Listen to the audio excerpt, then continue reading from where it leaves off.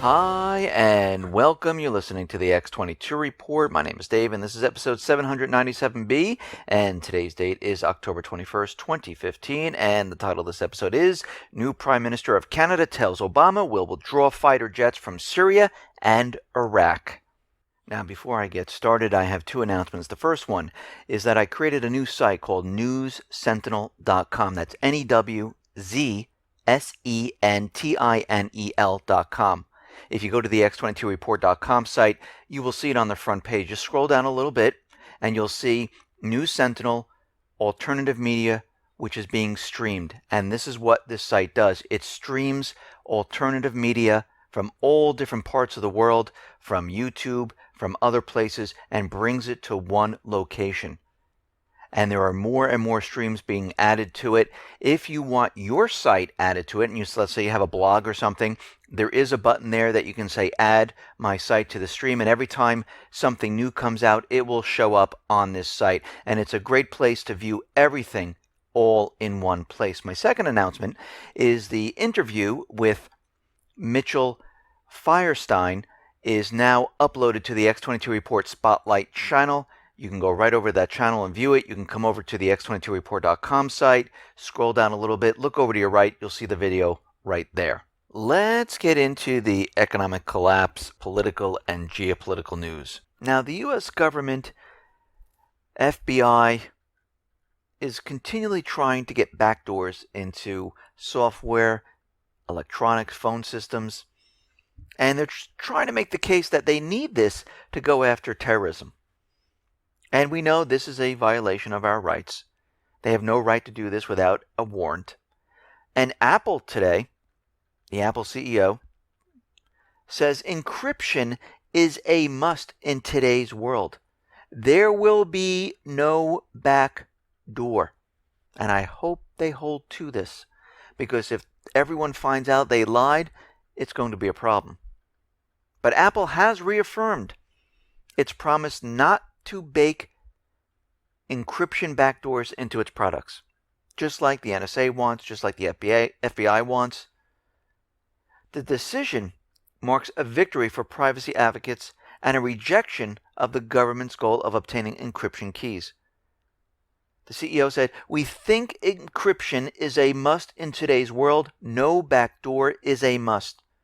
Do we want our nation to be secure? Of course," said Cook. "No one should have to decide between privacy or security." I think one of our founding fathers said that. We should be smart enough to do both. Both of these things are essentially part of the Constitution. And the FBI said, okay, we're not going to go and continue on with the backdoors. We're going to work with the companies, and they'll just hand over all the information we want. Now, how are they going to do this? Well, they're pushing CISA, where companies would just hand over the information and they will not be held liable. And this is what the FBI, Obama administration, this is what they're trying to push right now. And Cook went on to say that if we had backdoors, there's going to be backdoors in for the bad guys and backdoors in for the good guys, which basically means you're spying on everybody. And in this world, it should just be blocked from everyone, and they should find another way. Just like if they wanted to come into your house, they have to get a warrant. Then they have to walk into the house physically to look around. The same thing should be with electronics. No difference. And this is why you need to protect yourself. Yes, Apple is doing something, and they should be doing this, because otherwise it's a violation of our rights. But everyone needs to not depend on companies, not depend on government. We all need to depend on ourselves. And this is why you need to use encryption, use an email encryption service, use, let's say, Start Page to do your searches on the web, which will plug into Google and give you the results. The difference is they're not keeping track of your searches. You can use a product like Pocket, which is a sleeve which you can slide your phone, your iPad, you can slide your credit card in, your driver's license, because these cards are going to have RFID chips. Most of them do already. And people walking down the street with a scanner can steal your information. The sleeve, which is a material and it's interwoven with copper, silver, blocks the signal so crooks cannot find out your information. It blocks the signal from your phone so you can't be tracked. It blocks the signal so you don't get the radiation from the phone. Now, out in Afghanistan, we understand the U.S. flew in and bombed a hospital in Afghanistan, and that was the Doctors Without Borders. They were working in the hospital in Kunduz, and there were a lot of excuses coming out of the United States government central bankers, and eventually what they did is they paid off the people in that disaster, and then they had a team come in and drive a tank and destroy a lot of the evidence. Now it has been revealed that the DCGS, the Distributed Common Ground System, was down during the recent attack, and this is why the attack happened. So the system was down, but they decided to go ahead with the attack anyway. So again, the story doesn't make sense. Of course, they're blaming it on faulty electronics. They're saying it wasn't working at the time. So maybe they should have held off until they were absolutely sure of what was going on. Now, in Canada, they had elections. There's a new prime minister that was elected, Prime Minister Justin Trudeau. And he went on the campaign trail basically saying he will bring home the Canadian fighter jets. He will stop and remove the troops from Syria and Iraq. Yes, we might have to keep some advisors there. And he's already telling Obama, listen, we're going to withdraw fighter jets from Syria and Iraq. We will no longer be working with you in these countries. Now, we're going to have to see if he follows through on this. So basically what he's saying is Canada will no longer fly missions in these countries. Now, other countries might be looking at this saying, if Canada is not going to do this, why are we still doing this? And this might start a domino effect, and other countries might say, well, Russia is inside of Syria.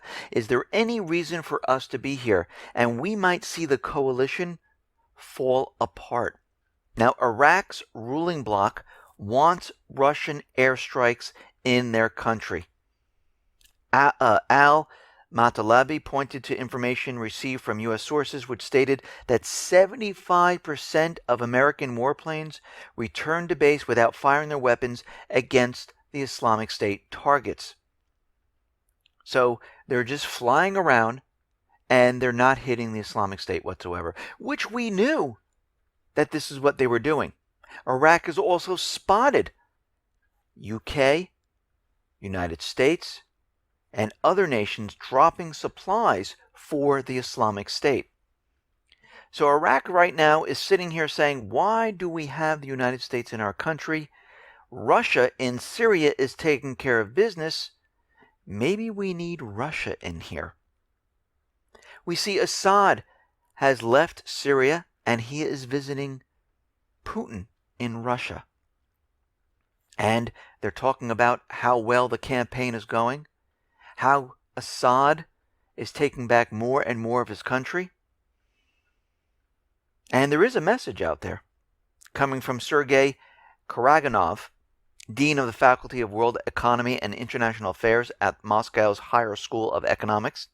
And he said the following: the message to the world is that Russia solves problems and the U.S. does not. If you want to solve problems, work with us. And the rest of the world is looking at Russia saying, okay, they definitely are taking care of business. And the U.S. is not. Russia is now welcoming other countries to join the Moscow-Damascus talks, to join their mission in removing terrorism, and it's open to any country that wants to join. So What is Russia doing differently than the United States? The United States put together and selected a coalition. Russia is completely open and will accept any country, which shows you that this is a real mission to get rid of terrorism in these countries. And we know it's not terrorism. We know it's the paid mercenaries. We know it's the proxy army for the United States government central bankers and Israel and the coalition forces. Now, the Islamic State, they're running everywhere. They're being destroyed.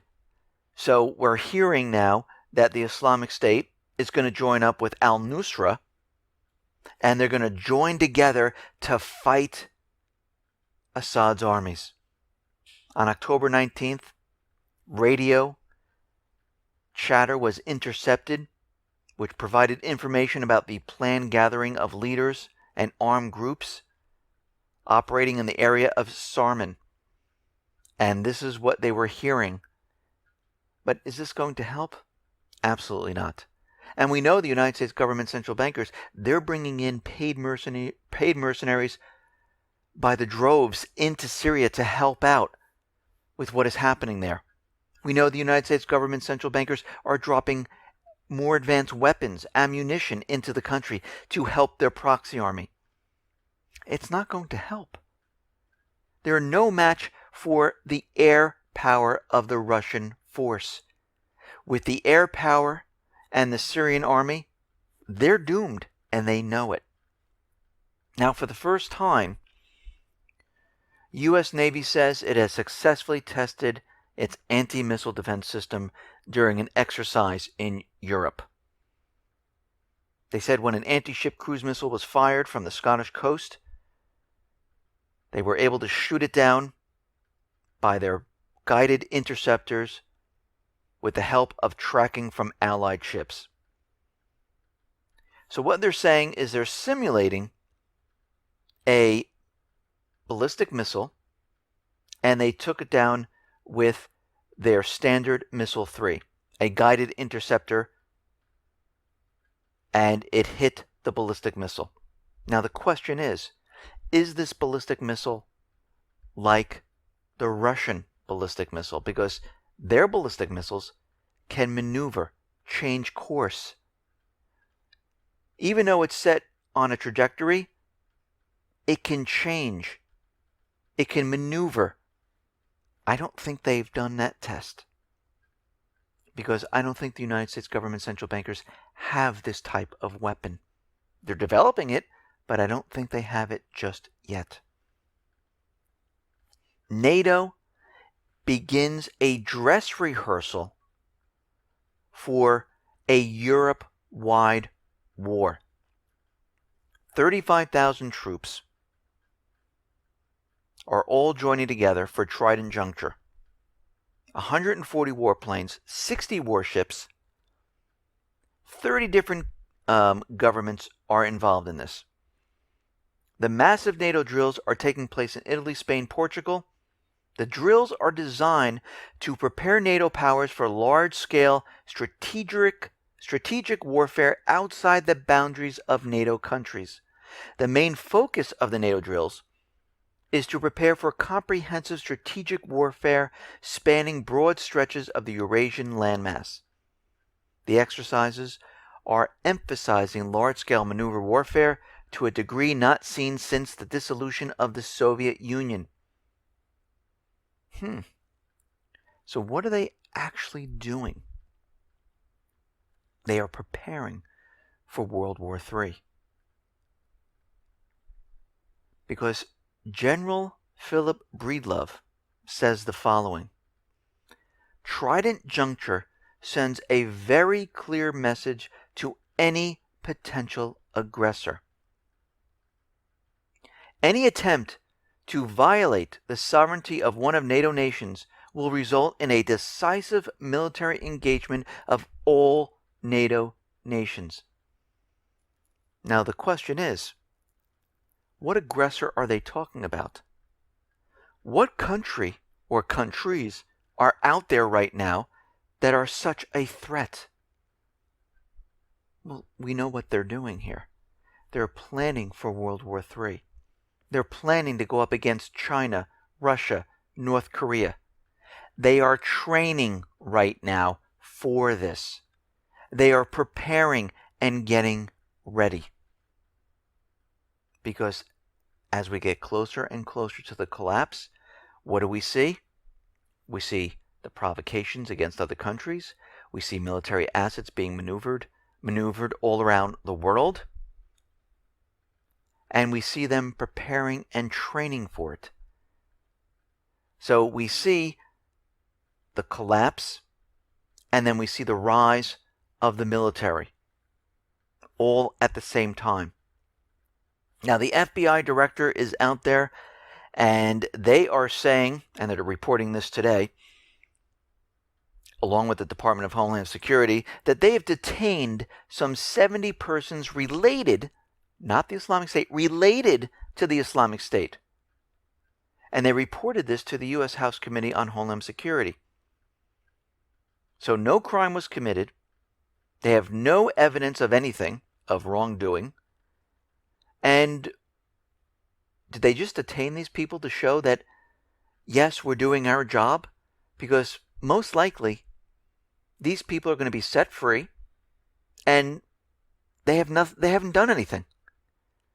And the people they have stopped were all patsies. Now, the FBI director, James Comey, is saying that something strange is happening right now.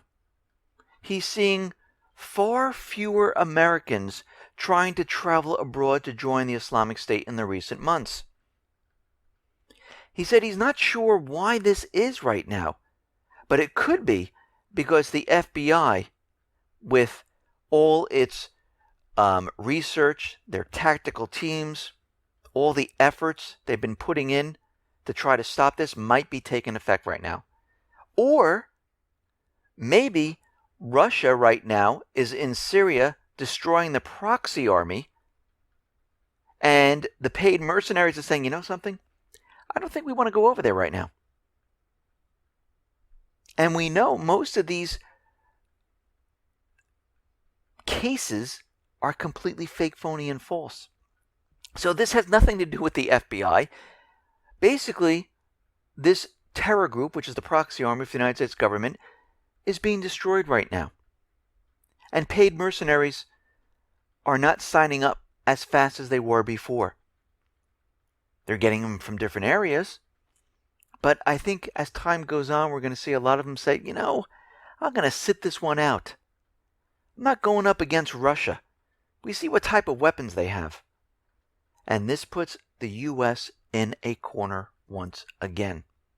Listen, everyone, thanks a lot for listening. Be well, be safe, and especially be prepared. Thanks a lot.